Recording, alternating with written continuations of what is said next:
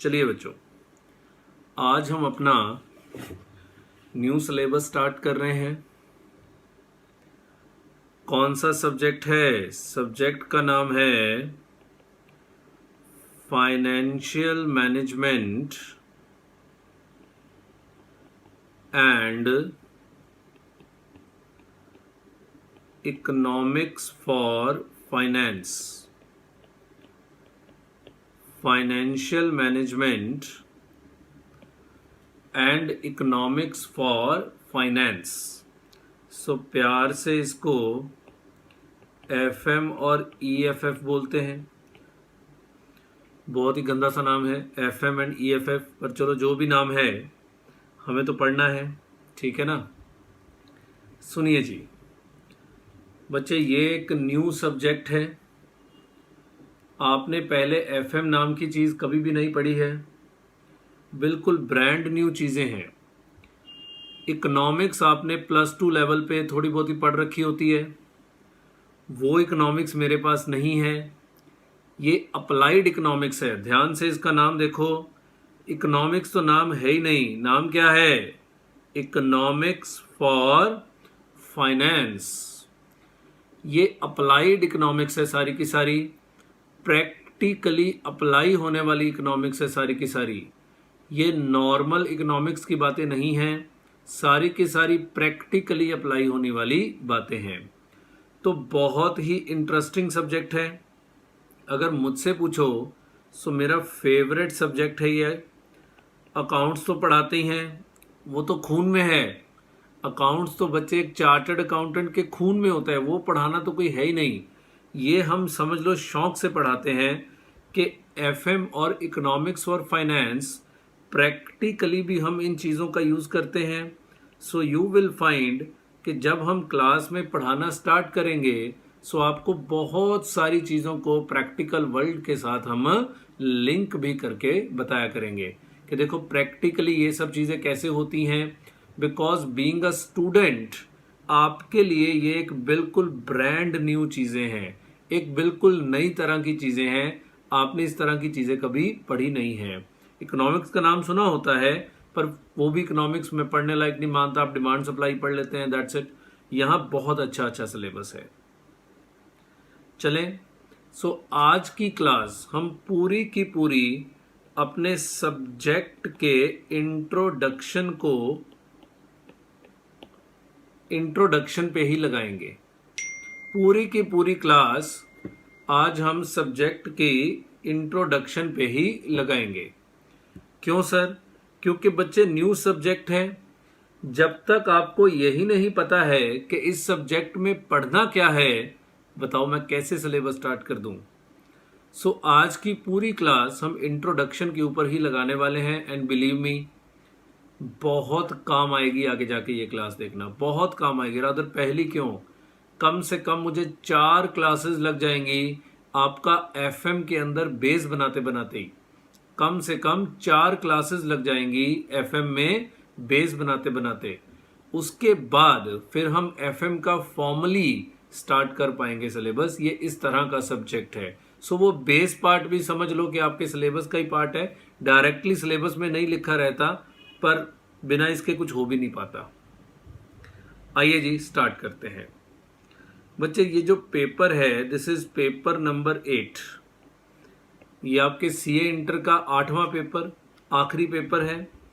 2 हिस्सों में बच्चे ये पेपर बटा हुआ है।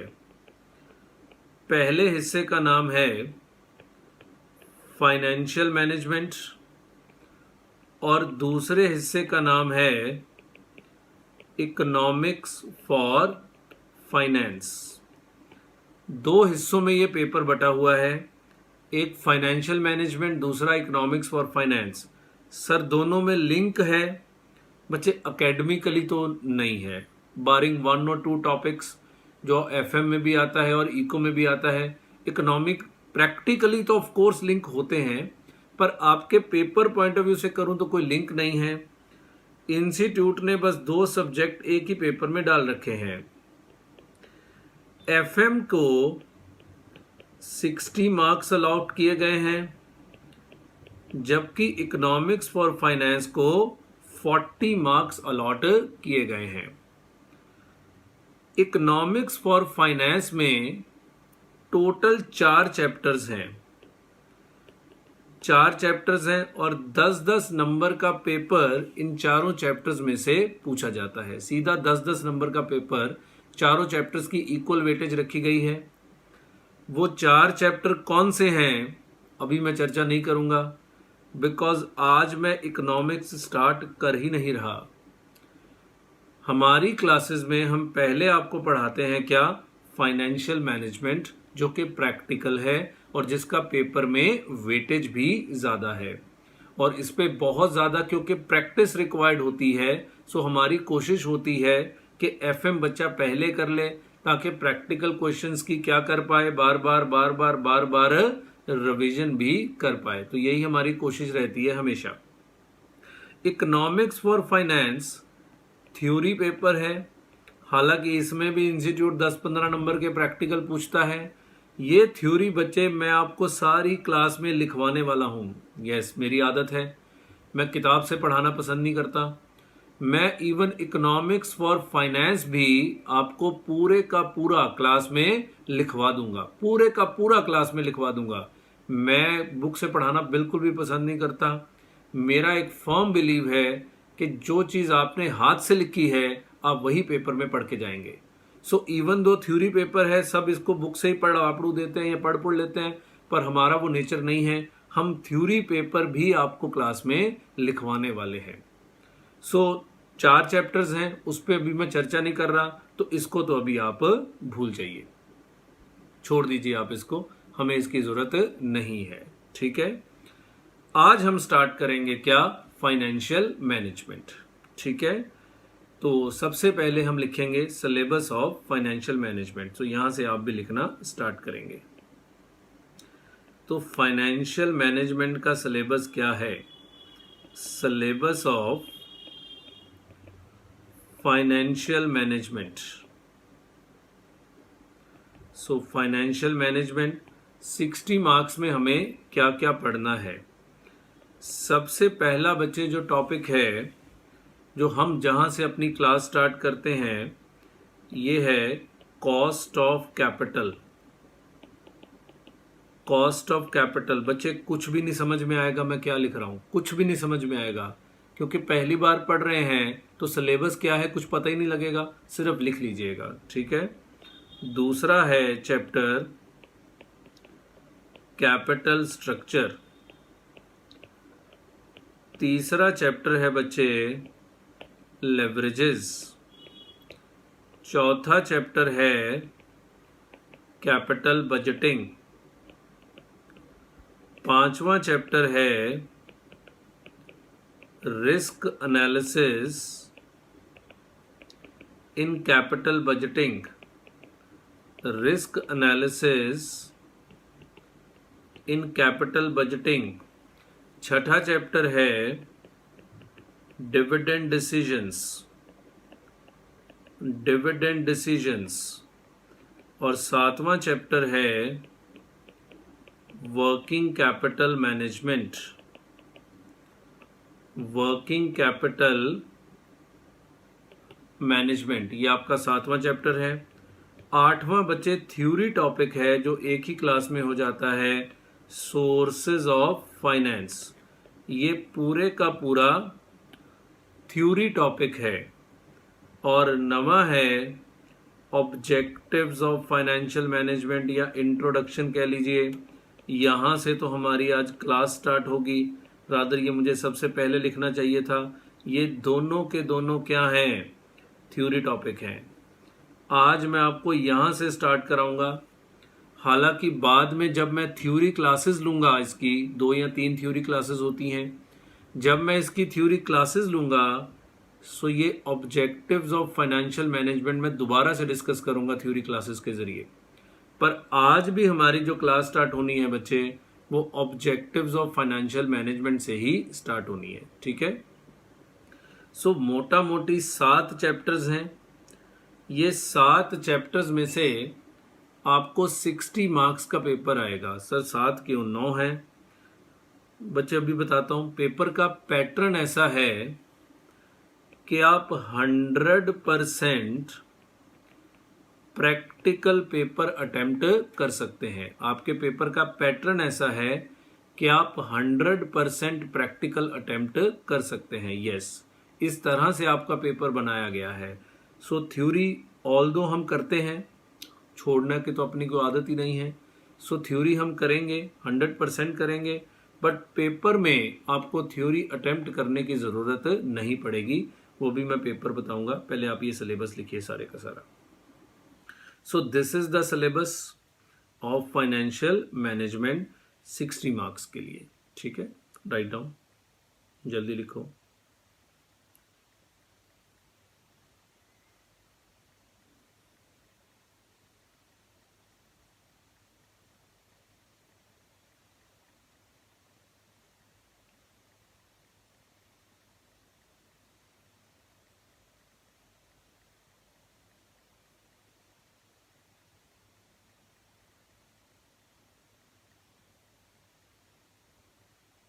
ओके, चलिए जी। सो पहले ज़रा एग्ज़ाम का पैटर्न समझ लें कि एग्ज़ाम का क्या पैटर्न है। बच्चे, ये जो पेपर आता है ना, ये 2 पार्ट्स में आता है। मतलब पेपर तो एक ही होता है, पर ऐसे एफएम और इको के क्वेश्चंस मिक्स होके नहीं आते हैं पेपर में। यस, ये मिक्स होके नहीं आते हैं पेपर में।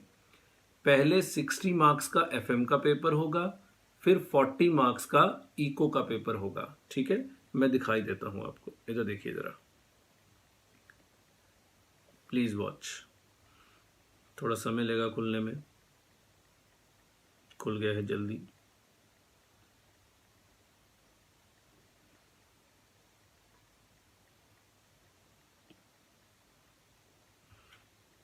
सो मैं आपको पेपर एक बार दिखा रहा हूँ कि आपको पता लग जाए कि इसका पेपर किस तरीके से आने वाला है। ये मैंने क्वेश्चन पेपर पे गया, नवंबर 19 का पेपर मैंने ओपन कर लिया है। 1 सेकंड रुकिए ज़रा, 2 सेकंड लगते हैं इसको खुलने में, क्योंकि पेपर स्कैंड होता है ना, थोड़ी हैवी फाइल होती है, ये पीडीएफ नहीं होता।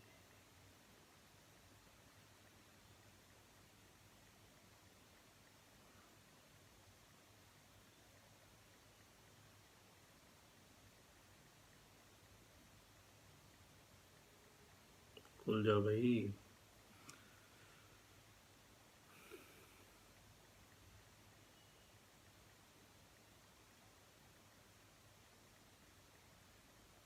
लो जी, खुल गया। ये देखो, ये पहले 60 मार्क्स की क्या दी हुई है, एफएम दी हुई है। वो कह रहा है question number 1 is compulsory, candidates are also required to answer any 4 questions for the remaining 5 questions. देख रहे हैं आप लोग, मतलब टोटल आपको 6 क्वेश्चंस वो एफएम के पूछेगा। पहला क्वेश्चन 20 मार्क्स का कंपल्सरी है, 20 का तो आता नहीं है, 5 मार्क्स के 4 आते हैं, मैं भी लिखवा दूंगा। पहला 20 मार्क्स का है, फिर 10 मार्क्स के 4 क्वेश्चंस आपको और भी करने पड़ेंगे। ठीक है, so first 20 mark question, then 10 marks के 4 मोर क्वेश्चंस। सो इधर देखो, सो पहला 20 मार्क्स को देखो, 5 5 5 और 5, ये 20 मार्क्स का पेपर पूरा हो गया। देखो, फिर उसके बाद 10 नंबर का ये क्वेश्चन है, ये लेवरेज से आया है। फिर 10 नंबर का सवाल है, ये वर्किंग कैपिटल से आया है। फिर 10 नंबर का सवाल है, ये कैपिटल बजटिंग से आया है। और फिर ये 10 नंबर का क्वेश्चन है, ये कैपिटल स्ट्रक्चर से आया है। और ये देखो लास्ट क्वेश्चन, लास्ट क्वेश्चन हमेशा इसमें क्या होगा, थ्योरी क्वेश्चन होगा। सो क्योंकि एक क्वेश्चन की चॉइस है, तो क्या हम थ्योरी क्वेश्चन छोड़ सकते हैं? यस, छोड़ सकते हैं, बिल्कुल छोड़ सकते हैं। पर कई बार क्या होता है, प्रैक्टिकल नहीं आता होता, मतलब आउट ऑफ स्कोप आ गया, पता ही लगा क्या है, इस तरह की चीज आ गई। वैसे तो ऐसे होता नहीं, पर फिर भी मान लो आउट ऑफ स्कोप आ गया, इस तरह की चीज आ गई कि हमें पता ही नहीं लगा। सो बच्चे, ये करना जरूरी है। ठीक है, सो थ्योरी भी हम करेंगे जरूर, ऑफ कोर्स सारा सिलेबस क्लास में लिखवाएंगे, तो उसमें बहुत सारी थ्योरी तो वैसे ही कवर हो जाती है, पर फिर भी जो 2 डेडिकेटेड चैप्टर्स थ्योरी के दिए गए हैं, वो भी हम अलग से आराम से डिस्कस करेंगे, जरूर करेंगे। ठीक है। सो 100% प्रैक्टिकल अटेम्प्ट हो सकता है, इस बात का ध्यान रखिएगा, ठीक है। सो यहाँ हम लिख देते हैं एग्जाम पैटर्न क्या है, आप भी लिख लीजिए साथ साथ। तो सबसे पहले आपको पहला कंपल्सरी क्वेश्चन करना है, पहला कंपल्सरी क्वेश्चन करना है 20 मार्क्स का। टेक्निकली तो ये 5 मार्क्स के 4 क्वेश्चंस आएंगे, ठीक है। रिमेनिंग में से अटेम्प्ट करने हैं 4 questions out of remaining 5 questions. तो बचे हुए 5 में से आपको 4 क्वेश्चंस अटेम्प्ट करने हैं ऑफ 10 मार्क्स ईच, जिसमें से लास्ट क्वेश्चन कौन सा होगा? Last question will be of theory. So last question theory का होगा। क्लियर हो गई बात? तो ध्यान रखिएगा, इसको लिख लीजिए जरा। So this will be your examination pattern. क्योंकि ये 60-40 वाला सिस्टम है ना, तो वो इसलिए थोड़ा ध्यान से इसके पैटर्न को समझना पड़ता है कि पहला 20 मार्क का है, बाकी 10 मार्क्स के 4 हैं, उसमें से भी एक क्या है? थ्योरी है। सो थ्योरी अगर हम छोड़ दें तो 4 प्रैक्टिकल भी हम अटेम्प्ट कर सकते हैं, पर हम तो सारा कुछ करके जाएंगे। बाकी वहां बैठ के बच्चे आपको खुद डिसीजन लेना होता है कि कौन सा क्वेश्चन करना है और कौन सा क्वेश्चन छोड़ना है। लिख लीजिए इसको।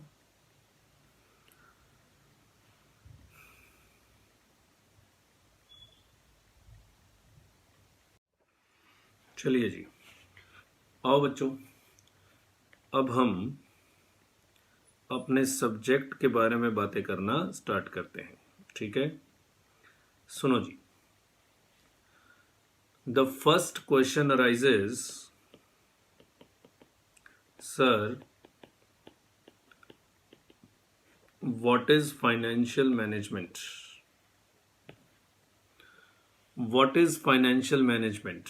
बच्चे देखो, over the period of time बड़े बड़े दिग्गजों ने फाइनेंशियल मैनेजमेंट की डिफरेंट परिभाषाएं दी हैं, बिल्कुल अलग अलग परिभाषाएं दी हैं।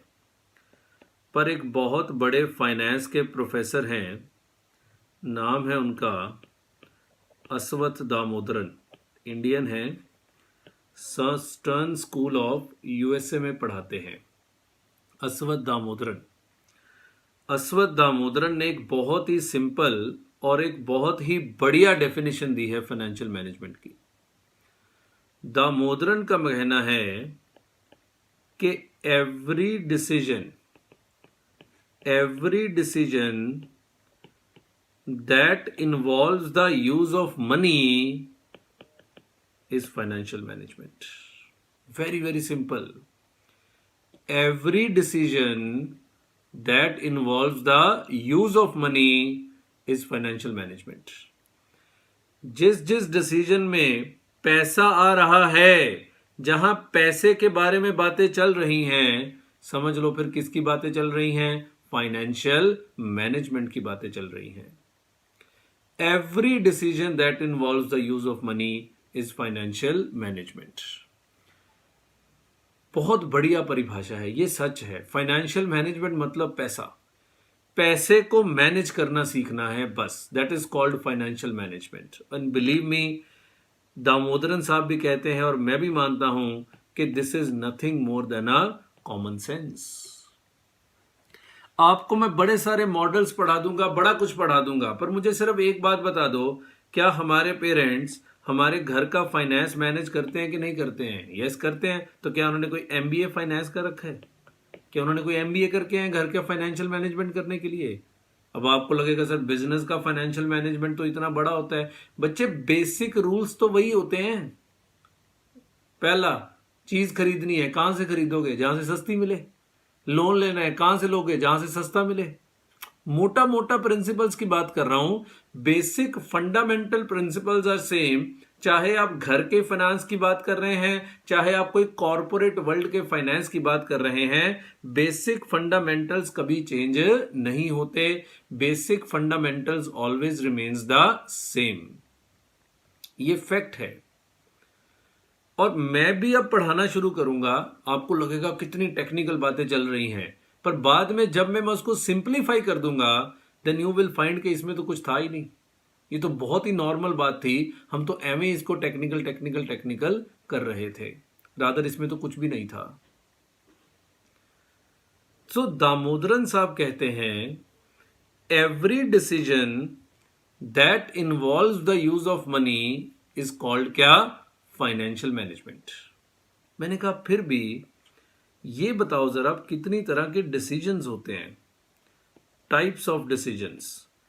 कि सर ये तो आपने कह दिया कि every decision that involves the use of money, sir अब ये भी बता दो कि कितनी तरह के डिसीजंस होते हैं, what are the various types of decisions.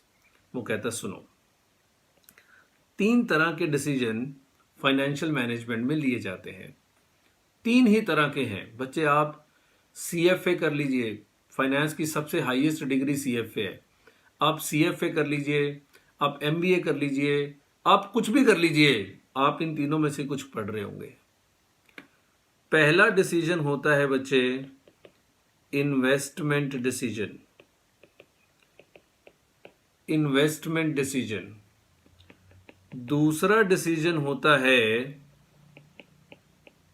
Financing decision, और तीसरा डिसीजन होता है डिविडेंड डिसीजन। हमारा पूरे का पूरा सिलेबस इन तीनों डिसीजंस के इर्द गिर्द घूमने वाला है।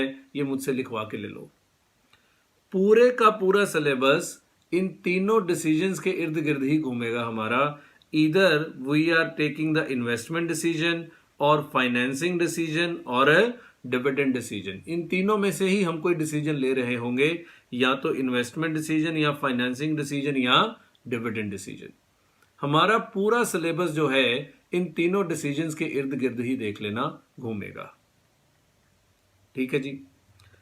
सर जरा समझाओ ये क्या है। आओ बच्चे एक एक करके समझते हैं, और मैं अपने पूरे सिलेबस को देखना इनके साथ लिंक कर दूंगा। पूरे सिलेबस को मैं इनके साथ लिंक कर दूंगा।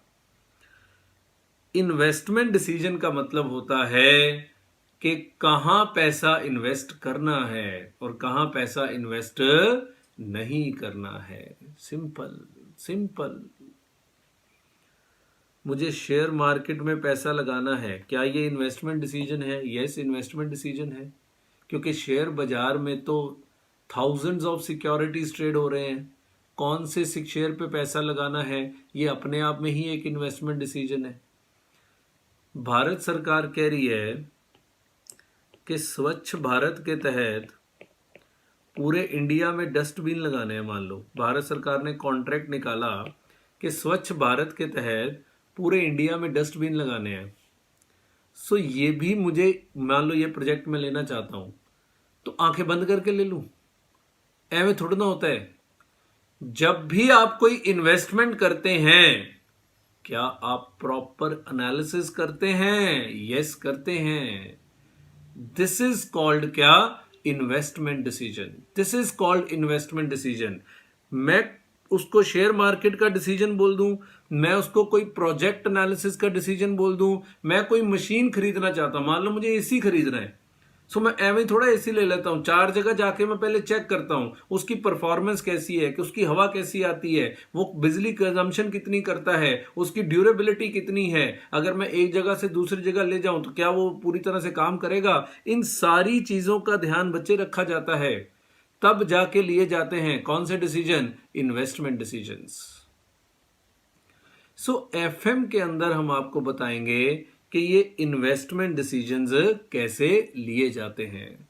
तो अगर एक शब्द में बोलूं तो कहां कहां पैसा इन्वेस्ट करना है, दिस इज कॉल्ड क्या? Investment decision. बच्चे ये तीनों डिसीजन का बाप है, समझ लो। आपने सारे डिसीजन बढ़िया ले लिए, फाइनेंसिंग डिसीजन भी बढ़िया ले लिया, डिविडेंड डिसीजन भी बढ़िया ले लिया, पर आप इन्वेस्टमेंट डिसीजन में गलती कर गए, you can never survive, you can never survive, आप कभी सर्वाइव नहीं कर पाएंगे।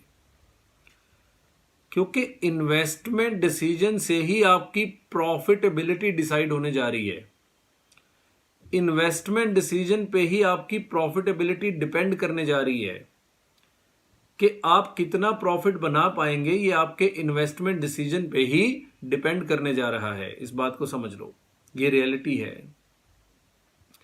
सो investment decisions are very very important. मेरे सिलेबस में बच्चे 2 चैप्टर्स हैं जो इन्वेस्टमेंट डिसीजंस हैं, रादर 3 चैप्टर्स हैं।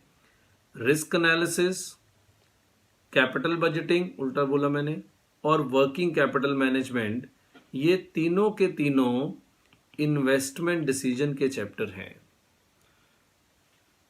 कई सोचते हैं इसमें सोचना क्या है, इन्वेस्टमेंट करनी है तो इसमें सोचना क्या है। बच्चे एक शर्ट भी लेनी होती है ना, तो 50 जगह जाके हम लोग रिसर्च करते हैं पहले कि ये शर्ट लेनी है कि नहीं लेनी है, और फिर उसको देखते हैं, अच्छे से देखते हैं कि ये कितनी देर चलेगी, ऐਵੇਂ थोड़ा ले लेते हैं। तो सोचो कॉरपोरेट वर्ल्ड में तो इतने बड़े बड़े प्रोजेक्ट्स होते हैं।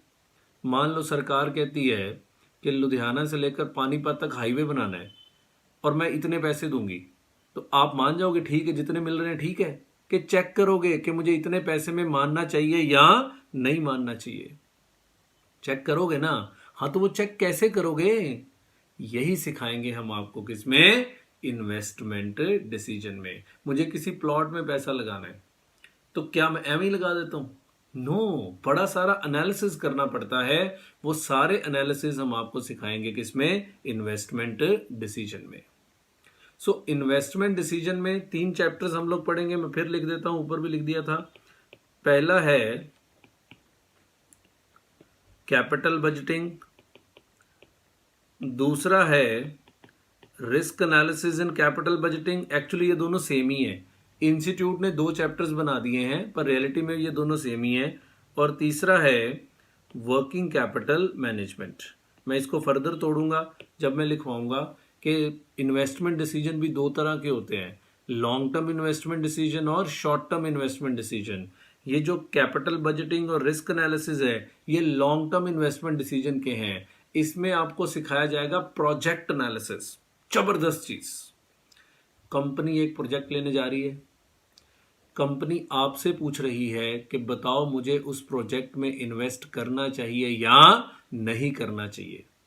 This is capital budgeting. एक बात बताऊं, अकाउंटिंग के अंदर जो इतिहास में हो चुका होता है, आप उसी की आज रिपोर्टिंग कर रहे होते हैं। अकाउंटिंग के अंदर जो इतिहास में हो चुका होता है, आप उसी की आज रिपोर्टिंग कर रहे होते हैं। एफएम के अंदर आपको फ्यूचर प्रेडिक्ट करना सीखना है। सो बताओ कौन सा मुश्किल काम है? Financial management.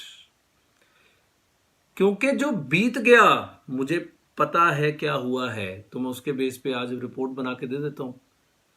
प्रोजेक्ट अभी लगाना है, कंपनी आपसे एडवांस में पूछेगी कि बताओ मुझे प्रोजेक्ट लगाना चाहिए या नहीं लगाना चाहिए। सो ज्योतिषी बनना है। तो बताओ फिर ज्यादा पैसे भी किसके मिलते होंगे? एफएम के। जबकि चार्टर्ड अकाउंटेंसी का कोर्स आपको फाइनेंस मैनेजर बना रहा है कि अकाउंट्स मैनेजर? अकाउंट्स मैनेजर, वहां से ज्यादा audit manager, senior audit manager. बस चार्टर्ड अकाउंटेंसी में इतना स्कोप नहीं है कि वो आपको फाइनेंशियल मैनेजमेंट बता दे। हाँ, जरूर एक पेपर डाला है फाइनेंशियल मैनेजर बना दे, एक पेपर यहाँ है, एक पेपर फाइनल में है, पर बच्चे इतने से बात बनती नहीं है। पर स्टिल अब इंस्टीट्यूट को लगना शुरू हो गया है कि बिना एफएम के बच्चों की गाड़ी नहीं चलती, इसलिए इकोनॉमिक्स लेके आए। आई होप सो कि आगे भी फाइनेंशियल वर्ल्ड को ज्यादा वेटेज ये लोग देंगे। बच्चे अगर आप मुझसे पूछें, मेरी प्रैक्टिकल प्रैक्टिस सारी फाइनेंस की है। अकाउंट्स की प्रैक्टिस तो ऑडिट होता है, मुझे ऑडिट बिल्कुल पसंद नहीं है। मेरी सारी प्रैक्टिकल प्रैक्टिस जो है वो फाइनेंस की है। और फाइनेंस में तो आगे बड़े सारे फील्ड्स होते हैं, ये वन ऑफ द फील्ड है। प्रोजेक्ट एनालिसिस करके देना, अपने क्लाइंट को ये समझाना कि उसको पर्टिकुलर प्रोजेक्ट में पैसे लगाने चाहिए या नहीं लगाने चाहिए। दिस इज कॉल्ड क्या? Project analysis. ये अपने आप में ही एक फील्ड है। समझ आ गई बात? क्लियर है? वर्किंग कैपिटल मैनेजमेंट बच्चे शॉर्ट टर्म इन्वेस्टमेंट डिसीजन होते हैं। आपको फैक्ट्री लगानी है, सो आपको दो तरह का पैसा चाहिए। एक तो आपको फिक्स्ड एसेट्स में इन्वेस्टमेंट्स करनी है, पर डे टू डे खर्चे भी तो करने हैं। वो डे टू डे खर्चे के लिए पैसा कहाँ से आएगा, वो पैसा कैसे मैनेज होता है, दैट इज कॉल्ड क्या? Working capital management. मेरे कुछ रिश्तेदार हैं जिनको मैं जानता हूं, उनके पास फिक्स्ड एसेट्स बहुत सारे हैं पर वर्किंग कैपिटल के लिए हार्ड कैश ही नहीं है। तो क्या उनको ये लॉकडाउन में दिक्कत आई होगी? बहुत ज़्यादा दिक्कत आई, बिकॉज वर्किंग कैपिटल ही नहीं थी उनके पास, हार्ड कैश नहीं था उनके पास। सारा पैसा अगर आप फिक्स्ड एसेट्स में इन्वेस्ट कर देंगे तो बताओ आप काम कैसे करेंगे डे टू डे? सो पैसे को मैनेज करना होता है between long term investments and short term investments. So इतनी को बड़ी फील्ड है, मतलब मैं चाहूं तो 5 घंटे सिर्फ इन्वेस्टमेंट डिसीजन के ऊपर बोल सकता हूं कि इन्वेस्टमेंट डिसीजन के अंदर बहुत कुछ है। आपने सिर्फ 2 चीजें पढ़नी है, एक प्रोजेक्ट एनालिसिस पढ़ना है और एक वर्किंग कैपिटल मैनेजमेंट पढ़ना है। प्रोजेक्ट एनालिसिस में आपको सिखाया जाएगा कि पर्टिकुलर प्रोजेक्ट है, कंपनी आपसे पूछेगी बता मुझे ये प्रोजेक्ट करना चाहिए कि नहीं करना चाहिए। अगर गलत हो गया तो कंपनी तुम्हारा गला काट देगी, क्योंकि कंपनी तो इन्वेस्ट कर चुकी।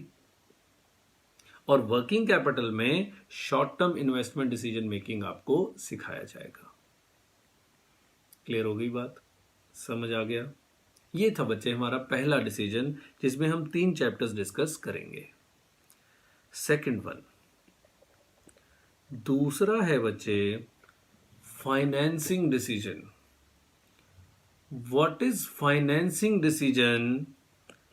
कि इन्वेस्ट करना है पर पैसा कहां से आएगा, मतलब उस प्रोजेक्ट को फाइनेंस कैसे करना है, उस प्रोजेक्ट को फाइनेंस कैसे करना है, ये सीखना पड़ेगा आपको।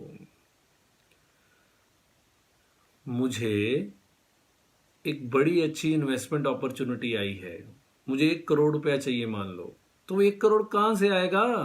ये भी तो डिसीजन है। सब कई सोच रहे इसमें क्या दिक्कत है? बच्चे दिक्कत है। या तो वो 1 करोड़ अपना लगाओगे, अपने पैसे को बोलते हैं रिटेन्ड अर्निंग्स, जो पैसा जोड़ा हुआ है पास्ट में, रिटेन्ड अर्निंग्स से इन्वेस्टमेंट करोगे, या फिर 1 करोड़ रुपए का डेट रेज करोगे, लोन लोगे बैंक से जाके, या फिर अगर आप शेयर मार्केट में लिस्टेड हो तो 1 करोड़ के क्या इशू कर लोगे? इक्विटी शेयर्स इशू कर लोगे।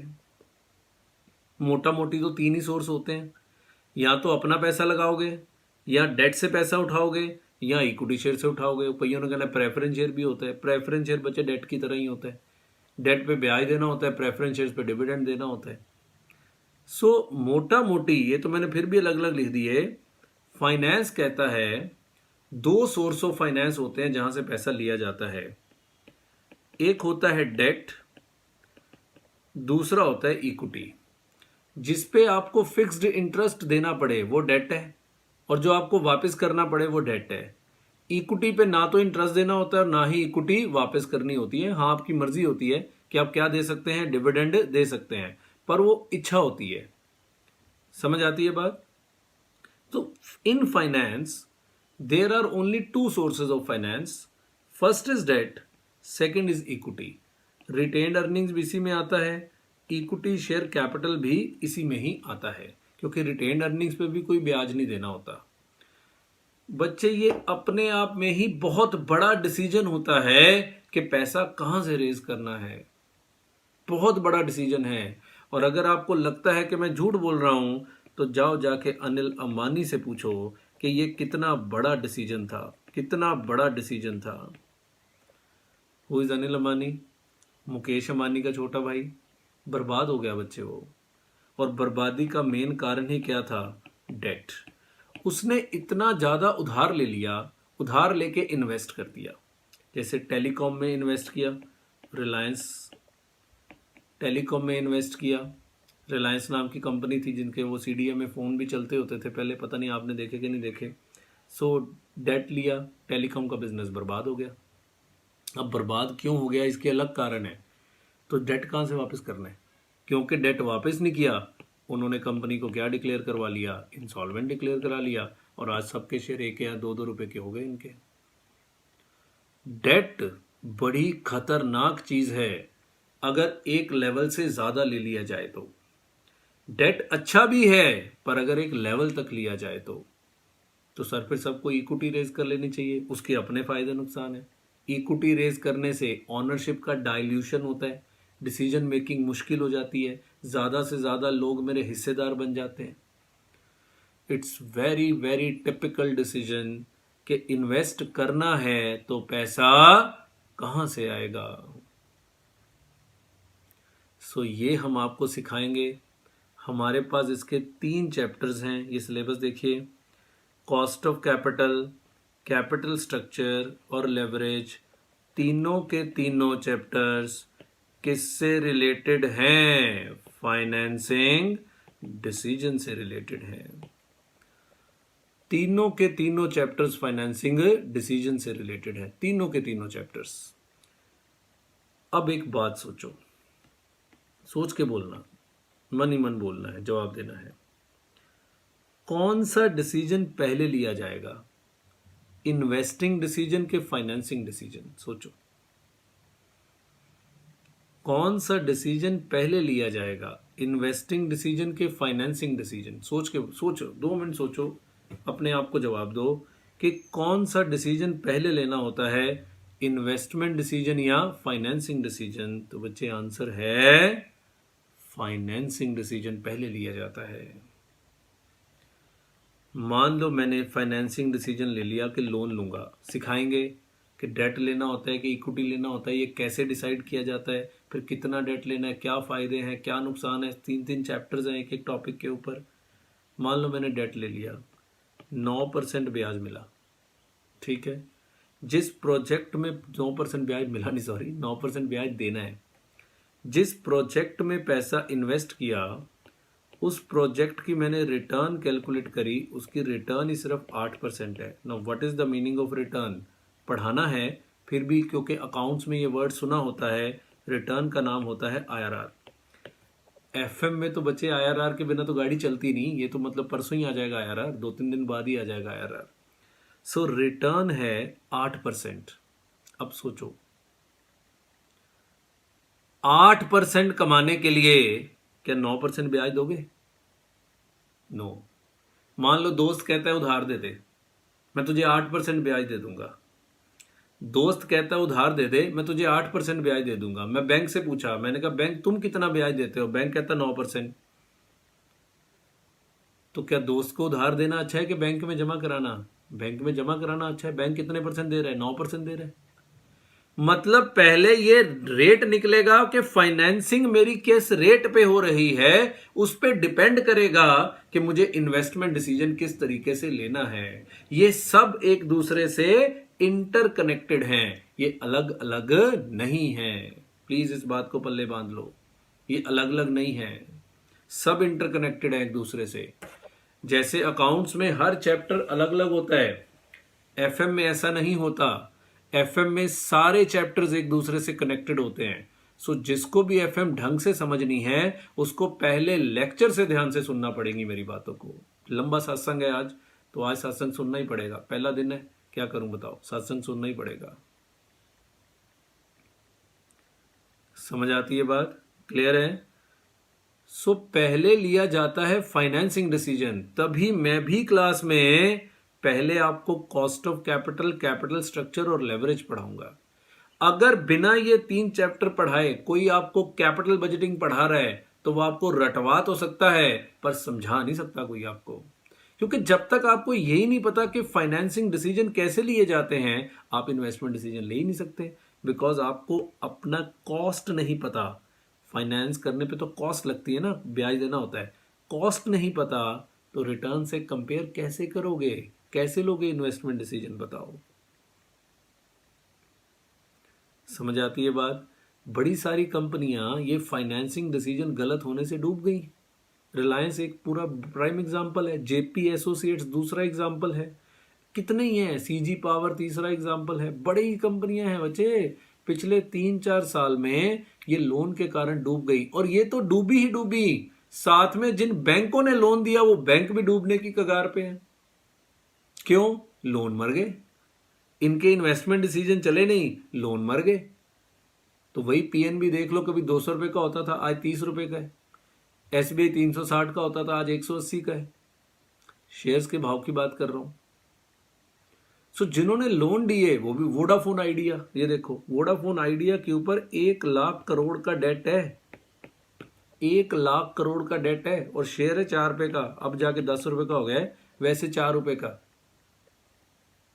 कंपनी ने अपना गोइंग कंसर्न डिफॉल्ट कर दिया था, पिछले अकाउंट्स में लिख दिया था कि हमारी गोइंग कंसर्न अजम्पशन वैलिड नहीं है। तो 1 लाख करोड़ किसका डूबा? बैंकों का डूबा, साथ में बैंक डूब गए। सो फाइनेंसिंग डिसीजन तो मतलब दुनिया हिला देता है आम व्यक्ति की। अब सोचो इस लॉकडाउन के दौरान जिसके ऊपर भारी भरकम लोन है और उसके पास कैश रिजर्व नहीं पड़ा हुआ, वो तो फंस गया। हालांकि भारत सरकार ने मॉरेटोरियम दिया है 6 मंथ्स का कि आप 6 महीने बाद पेमेंट कर दीजिए, पर ब्याज तो फिर भी लग रहा है। तो ये मॉरेटोरियम तो बेकार है, मुझे तो 6 महीने का ब्याज ठोक जाएगा तगड़ा। क्लियर है बात? समझ आती है बात? सो ये बहुत इंपॉर्टेंट डिसीजन होते हैं बच्चे। प्रैक्टिकली कंपनियां डूब जाएंगी अगर ये गलत हो गए डिसीजन। तो अकाउंट गलत बना दोगे ना तो ज्यादा से ज्यादा पेनल्टी है, सजा है, कंपनी नहीं डूबती। यहां तो कंपनियां डूब जाती हैं। हालांकि अकाउंटिंग गलत होने से भी बहुत कुछ हो जाता है, शेयर मार्केट में शेयर का भाव गिर जाता है, कोई आपकी कंपनी पे विश्वास नहीं करता। पर फाइनेंसिंग डिसीजन तो मतलब क्या बताऊं मैं आपको, इतना जबरदस्त काम है। तो पैसे भी बहुत है, काम भी मुश्किल है, काम भी मुश्किल है, आपको ज्योतिषी का काम करना है पर इसके पैसे भी बहुत मिलते हैं। क्लियर हो गया? सो ये हमारा दूसरा डिसीजन है। कौन सा? Financing decision. पहला कौन सा था? Investment decision. What is investment decision? पैसा कहाँ इन्वेस्ट करना है। What is financing decision? जो पैसा इन्वेस्ट किया है वो लाना कहाँ से है, फाइनेंस कहाँ से करना है। मैं सब लिखवा दूंगा, सुनते चले जाइए। तीसरा तो 6 चैप्टर्स तो बच्चे हमारे सिलेबस के हो भी गए। देखो टोटल 7 प्रैक्टिकल है। ये सोर्स ऑफ फाइनेंस, ये तो वे भी तो फाइनेंसिंग डिसीजन है कि कौन कौन से सोर्सेज ऑफ फाइनेंस है दुनिया में, वो पढ़ाएंगे आपको। डेट इक्विटी तो नॉर्मल हो गया ना आजकल, तो बच्चे नए नए तरह के सोर्स ऑफ फाइनेंस आ गए हैं। सो और कौन कौन से सोर्सेज ऑफ फाइनेंस अवेलेबल है दुनिया में, ये भी सिखाएंगे आपको इस चैप्टर के जरिए। सोर्सेज ऑफ फाइनेंस, दुनिया बदल गई है, फाइनेंशियल वर्ल्ड में दुनिया बहुत आगे चली गई है, बहुत आगे चली गई है। सो हम लोग भी धीरे धीरे दुनिया के साथ चलने की कोशिश करेंगे अब इस फाइनेंस से। क्लियर हो गई बात? समझ आ गया? ओके है। So this is financing decision. तीसरा होता है बच्चे dividend decision. Now what is dividend decision? कि आपने इन्वेस्टमेंट डिसीजन बढ़िया कर लिया, पैसा कमाया, तो जो पैसा कमाया वो पैसा शेयर होल्डर्स को वापस भी तो करना है, बांटना भी तो है। This is called dividend decision. अब कई सोच रहे हैं इसमें क्या डिसीजन है, मैडम ने तो 12th क्लास में यही पढ़ाया था कि डिविडेंड देना मैंडेटरी नहीं होता, ना दो डिविडेंड। तुम्हारे शेयर का देखना हाल क्या होता है शेयर मार्केट में। ये सब बुकिश बातें हैं। कंपनियां अगर प्रॉफिट बनाती हैं तो कंपनियां डिविडेंड देती हैं। सर सारी कंपनियां देती हैं? नो, यही तो डिविडेंड डिसीजन है। डिविडेंड डिसीजन में 2 बातें पढ़नी होती हैं। पहला पढ़ना होता है कि डिविडेंड देना है या नहीं देना है, ये पहला डिसीजन हो गया। दूसरा डिसीजन होता है देना है तो कितना देना है, ये दूसरा डिसीजन है। कुछ कंपनियां देखो ऐसी हैं, सरकारी कंपनियां खास करके, बहुत सारी सरकारी कंपनियां, मैं आपको टिप भी दे रहा हूं पर ये एजुकेशन पर्पस के लिए है प्लीज़ कोई भी मैं एफएम पढ़ाते हुए शेयर मार्केट की बहुत बातें करूंगा बिकॉज सिलेबस ही यही है। सो प्लीज़ किसी भी बात को एज ए टिप ना समझिएगा, ये मेरी तरफ से एक स्टैंडर्ड डिस्क्लेमर है। कोई भी इन्वेस्टमेंट करने से पहले अपनी वित्तीय सलाहकार की राय ज़रूर लीजिएगा, फाइनेंशियल कंसल्टेंट की राय लीजिए। मेरी तरफ से कोई सलाह कोई नहीं है, पहले सुन लो। मैं तो सिर्फ नॉलेज पर्पस के लिए पढ़ा रहा हूँ, ये मेरा एक स्टैंडर्ड डिस्क्लेमर है एफएम के अंदर, सुन लो, ठीक है। कंपनी है IOL, इंडियन ऑयल लिमिटेड, है ना, जिसके पेट्रोल बनाते हो। बच्चे 80 रुपए का शेयर है और ये कंपनी आपको 8 रुपए डिविडेंड पर शेयर दे देती है। तो जानते हो अगर 80 का शेयर खरीदूं और 8 रुपए डिविडेंड पर शेयर, तो कितनी मेरी रिटर्न रेशो बैठती है? 10%। This 10% is called dividend yield. This 10% is क्या? Dividend yield. और लोग देखो आज भी पैसा बैंकों में जमा कराते हैं जहां एफडी का रेट 6-6.5% हो गया है, और ये अभी सिर्फ डिविडेंड है। कल को अगर रेट बढ़ गया, शेयर का रेट बढ़ गया, वो बोनस है। अब कई कहेंगे गिर गया तो गिर गया तो गिर गया, मुझे तो 10% तो मिलना ही मिलना है, मैंने कौन सा बेचने हैं शेयर,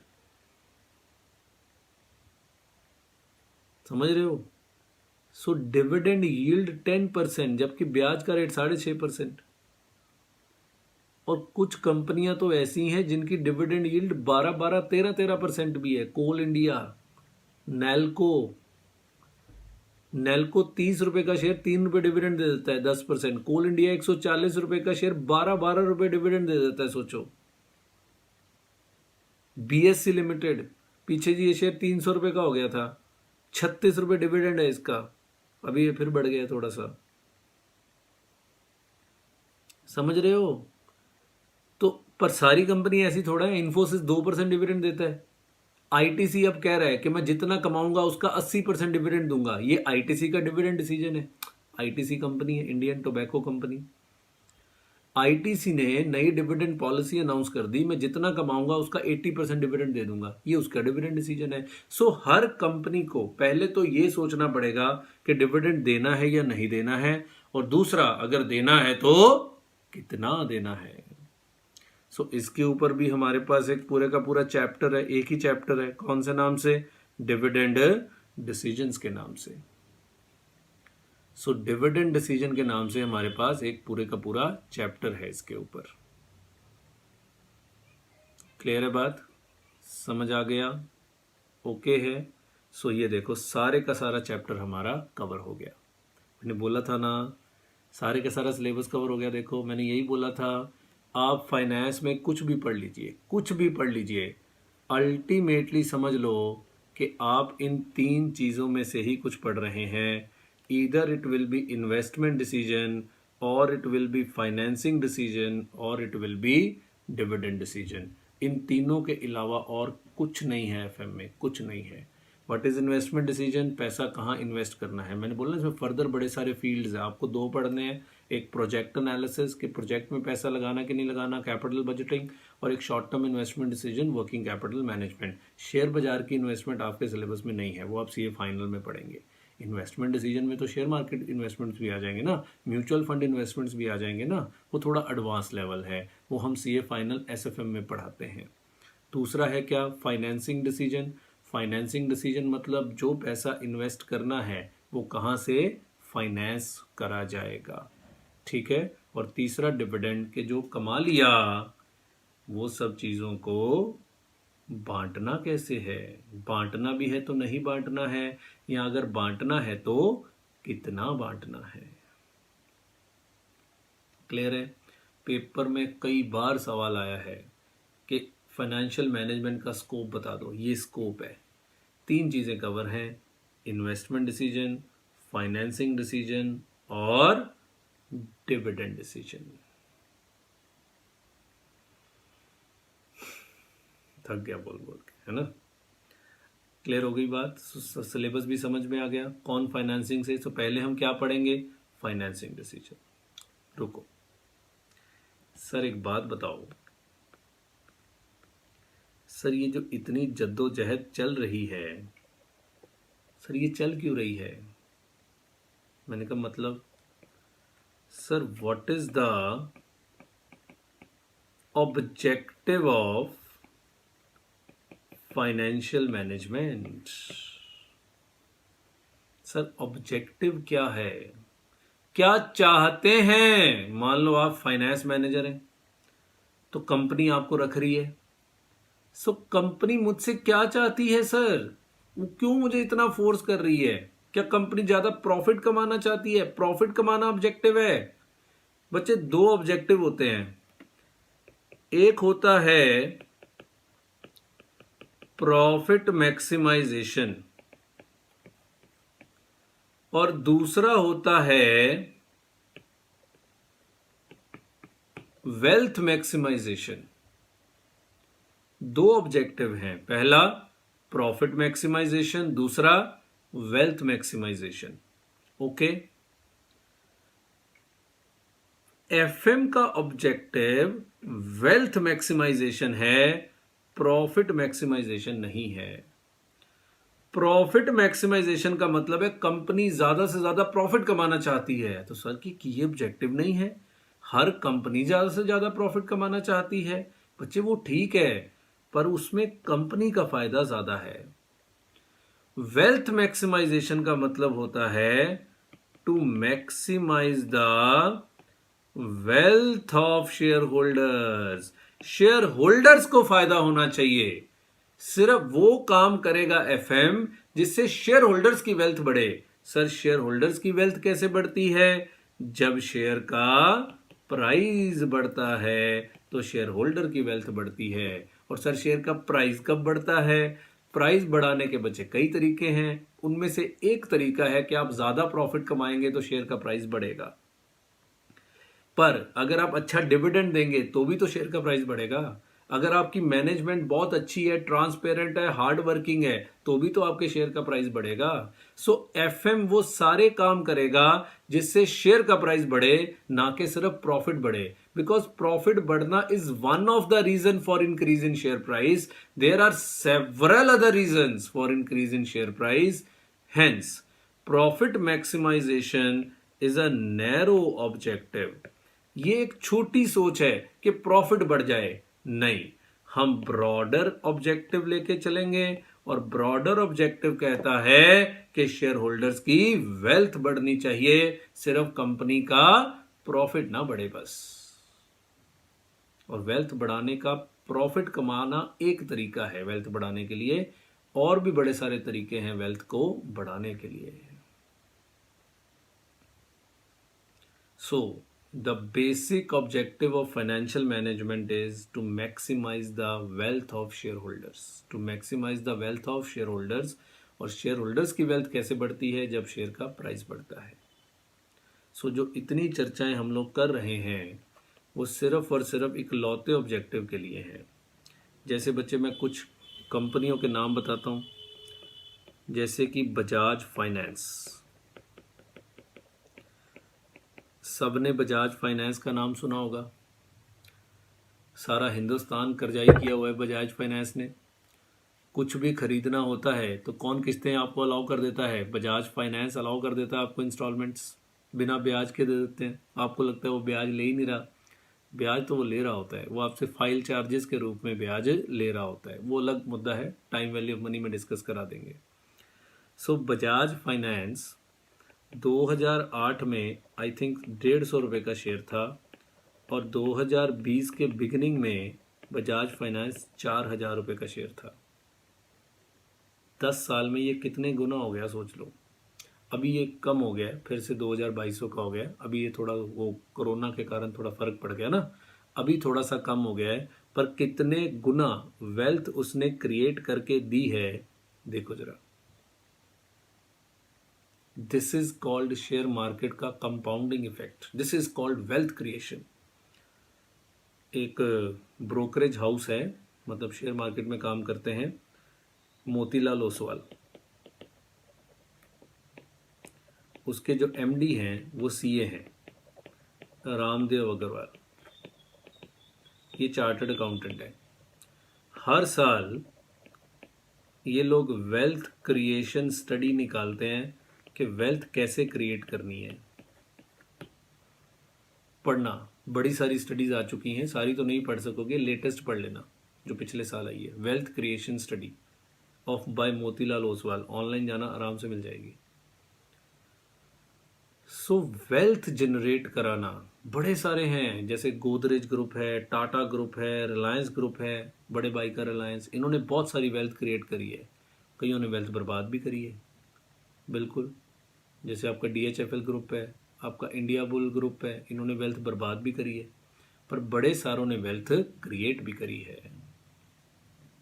सो बेसिक ऑब्जेक्टिव करते तो सारे कोशिश यही है कि वेल्थ क्रिएट हो, पर अब उसमें कई सारी चीजें आ जाती हैं, ठीक है ना। सो ऑब्जेक्टिव तो यही है, to maximise the wealth of share holders. समझ आ गया? ठीक है जी।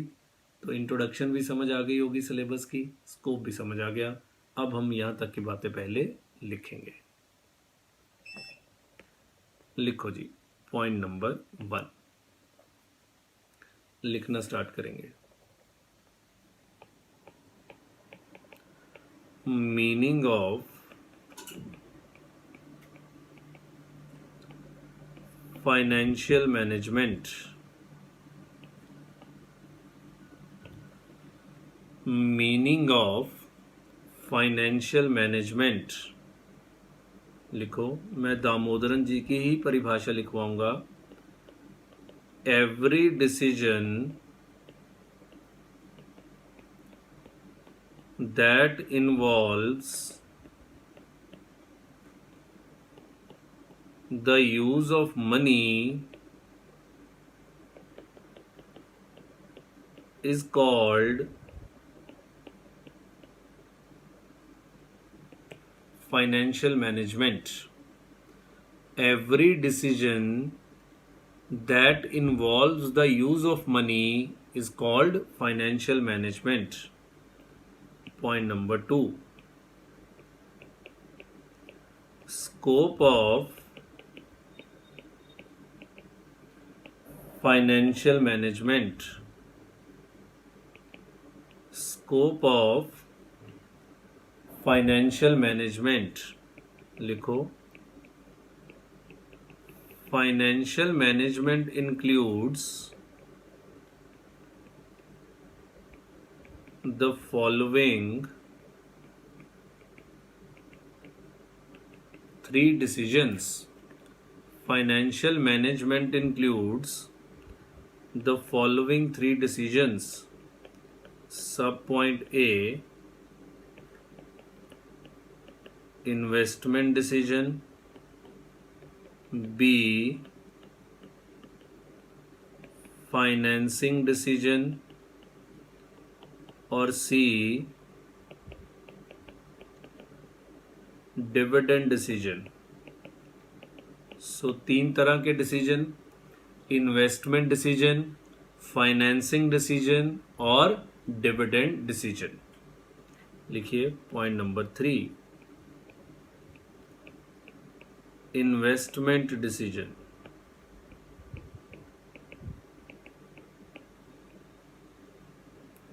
Investment decision, it is further divided into 2 parts. मैंने कहा था 2 तरह के हैं, लॉन्ग टर्म इन्वेस्टमेंट डिसीजन और शॉर्ट टर्म इन्वेस्टमेंट डिसीजन। सब पॉइंट ए,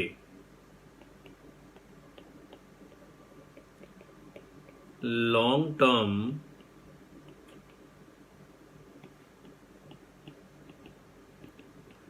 इन्वेस्टमेंट डिसीजन। लिखो, अंडर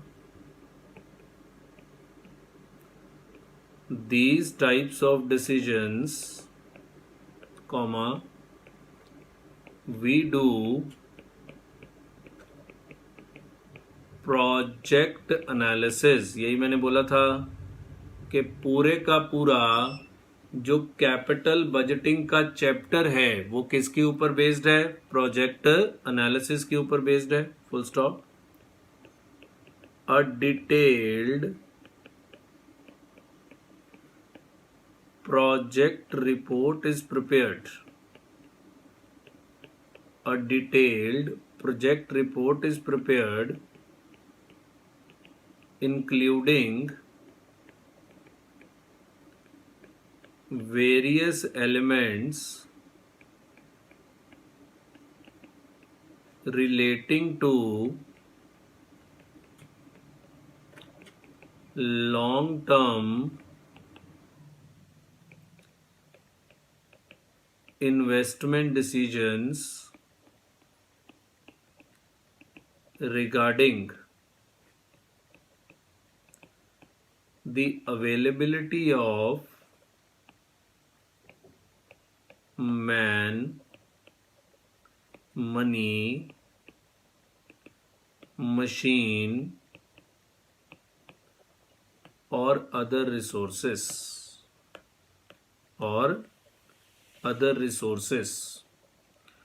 सो बच्चे प्रैक्टिकली ना प्रोजेक्ट रिपोर्ट बनानी पड़ती है। आप कंसल्टेंट होते हैं, कंपनी आपके पास आती है कि मुझे प्रोजेक्ट करना है, बताओ करें कि ना करें।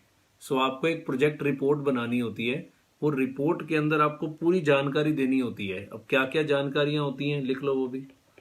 हालांकि हमारे सिलेबस में प्रोजेक्ट रिपोर्ट नहीं है, हम तो प्रैक्टिकल सवाल करते हैं। हाँ, वो प्रोजेक्ट रिपोर्ट का पार्ट होता है जो हम करते हैं ना। प्रोजेक्ट रिपोर्ट में तो बहुत सारी चीज़ें मैं लिखवा रहा हूँ, पर हम उनमें से एक पार्ट सिखाएंगे जो सबसे मुश्किल होता है, एनालिसिस, क्वांटिटेटिव एनालिसिस। कि फ़ायदा कितना होगा, फ़ायदा कितना होगा, वो हमारा सिलेबस है। Project report includes the following.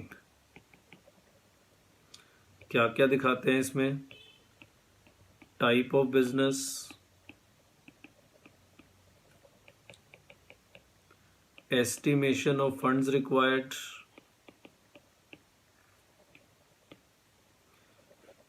कई बार गवर्नमेंट को जाके हमें ये प्रोजेक्ट रिपोर्ट देनी होती है, तो वहाँ हम ये भी बताते हैं कि हमें इस बिजनेस की नॉलेज कितनी को है, नॉलेज ऑफ बिजनेस। चौथा, हम कौन सी टेक्नोलॉजी यूज़ करेंगे, टेक्नोलॉजी टू बी यूज्ड। फिर गवर्नमेंट से कौन कौन से अप्रूवल्स चाहिए होंगे, वो अप्रूवल्स भी हम कंसिडर करेंगे। और last, availability of raw material. ये जस्ट मैंने थ्योरी के लिए लिखवाया है, इसका हमारे पेपर में कोई इतना काम नहीं है। पेपर में तो क्वांटिटेटिव एनालिसिस होता है सारे का सारा, ठीक है। सो 2 चैप्टर इसके अंदर हम करेंगे। पहला कौन सा? कैपिटल बजटिंग, और दूसरा risk analysis in capital budgeting. Capital budgeting और risk analysis in capital budgeting, ये 2 चैप्टर्स हम लोग करेंगे। लिखो इसको।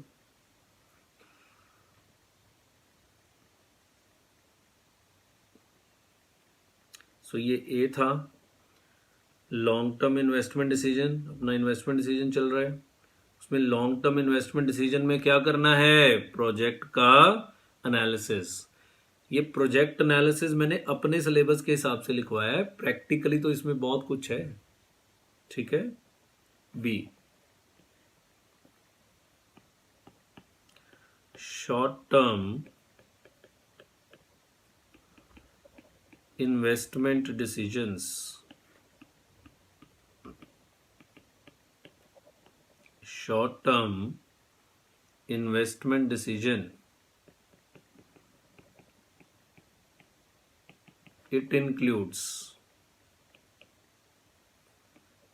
कैश मैनेजमेंट, मैंने बताया था ना कितना कैश जेब में होना चाहिए। डेटर्स मैनेजमेंट, बच्चे एक एक के ऊपर पूरे का पूरा चैप्टर है, 10-10, 20-20 सवाल हैं एक एक टॉपिक के ऊपर। डेटर्स को कैसे मैनेज करना है, कैसे उनसे पैसे निकलवाने हैं, कितनी देर का उधार देना है, डिस्काउंट देना है कि नहीं देना है, ये सारी चीज़ें। इन्वेंट्री मैनेजमेंट, ये थोड़ा सा आपने पढ़ा भी हुआ है, थोड़ा सा क्या, सारा ही पढ़ा हुआ है। कॉस्टिंग में। किस साइज़ का ऑर्डर देना है, रॉ मटेरियल किससे मंगवाना है, सब्सिट्यूट कौन सा रखना है, JIT सिस्टम तो नहीं यूज़ करना, ABC सिस्टम कैसे यूज़ करना है, ये सब आपने पढ़ा हुआ है। क्रेडिटर्स मैनेजमेंट, जिस तरह से डेटर्स मैनेजमेंट है, क्रेडिटर्स को कब पैसे देने हैं, कितना डिस्काउंट मांगना है, and all that things, creditors management.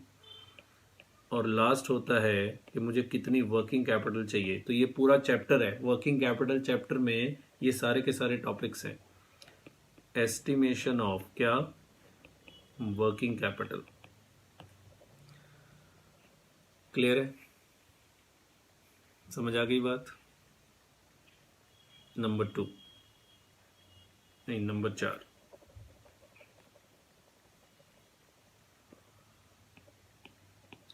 Financing decision. लिख लो पहले इसको, अगर रह गया तो।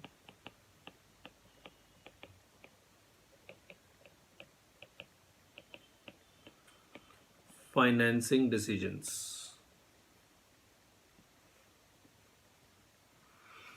सो इसमें क्या था कि what should be the appropriate source of finance, मतलब पैसा कहां से रेज करना है। It includes selection of appropriate source of finance, full stop. There can be two types of sources of finance. मैंने पहले बोला था, हालांकि मैंने डेट इक्विटी बोला है, यहाँ मैं लिखवा रहा हूँ लॉन्ग टर्म सोर्सेज और short term sources. Long term sources, long term sources मतलब जहाँ से पैसा लंबे समय के लिए रेज किया जाता है। It includes sources like equity share capital, comma preference share capital, comma debentures etcetera. So equity share से कोई शॉर्ट टर्म के लिए तो पैसा रेज करता नहीं है, सारे के सारे लॉन्ग टर्म के लिए ही पैसा रेज करते हैं। सब पॉइंट 2 ये पेपर में लिखने के लिए लिखवा रहा हूँ सब कुछ, क्योंकि वहाँ लिखना पड़ेगा ना, अगर ये डिसीजन के पे थ्योरी क्वेश्चन आ गया तो। थ्योरी भी हम लिखते हैं सारी। Short term sources of finance, short term sources of finance, it includes creditors, comma bank overdraft, comma cash credit etcetera. Creditors, bank overdraft, cash credit etcetera. ठीक है। सो 2 चैप्टर्स 3 चैप्टर्स इसके अंदर भी, cost of capital, capital structure, leverage, सारे के सारे किससे related, financing decision से। Number 5,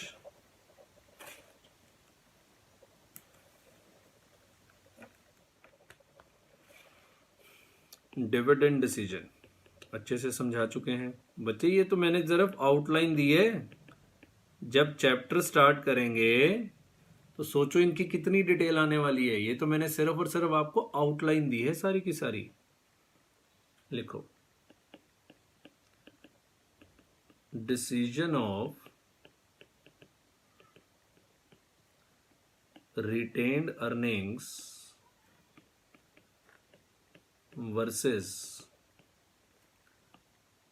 earnings distributed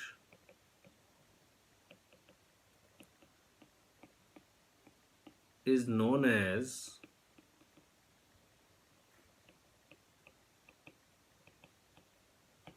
dividend decision.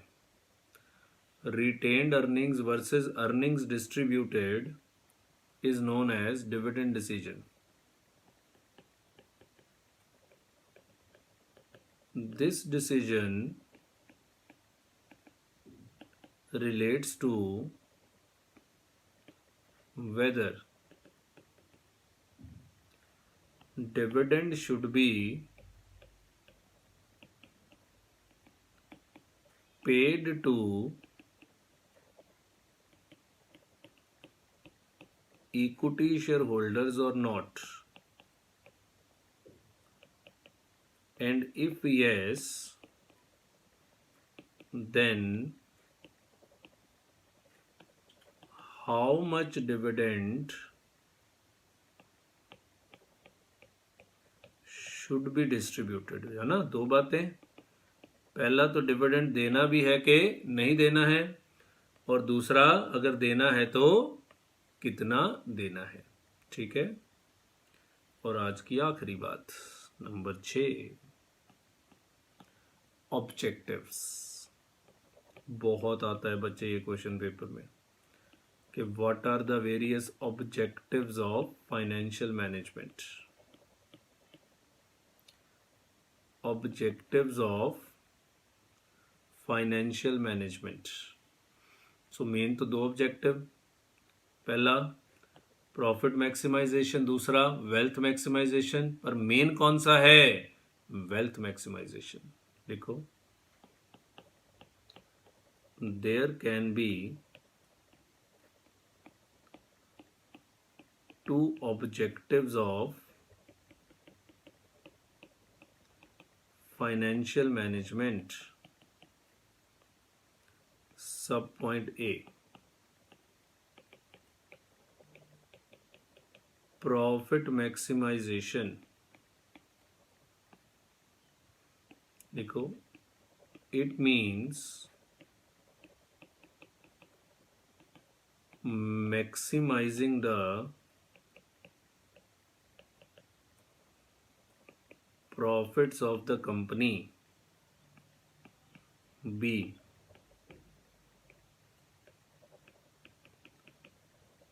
wealth maximization। It means maximizing the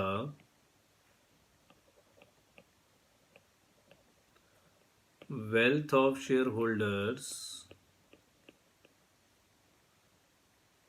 which is determined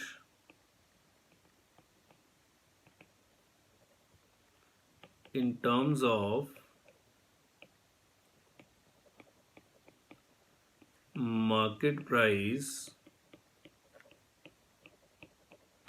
per share। Which is determined in terms of market price per share. अब नीचे लिख देते हैं कि कौन सा ऑब्जेक्टिव सुपीरियर है। Profit maximisation is a narrow objective, hence the broader objective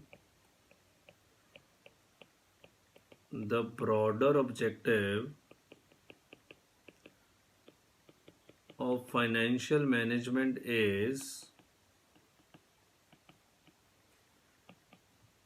maximizing the wealth of equity shareholders। Maximising the wealth of equity shareholders. चलिए जी, सो इससे बच्चे हमारा इंट्रोडक्शन का टॉपिक खत्म हो जाता है। ठीक है सर, कल से पहला चैप्टर स्टार्ट करेंगे? नहीं बच्चे, अभी नहीं, मैंने बोला था 4 दिन लगेंगे। मुझे एक टॉपिक आपको ये लिख लो, पहले लिखो लिखो।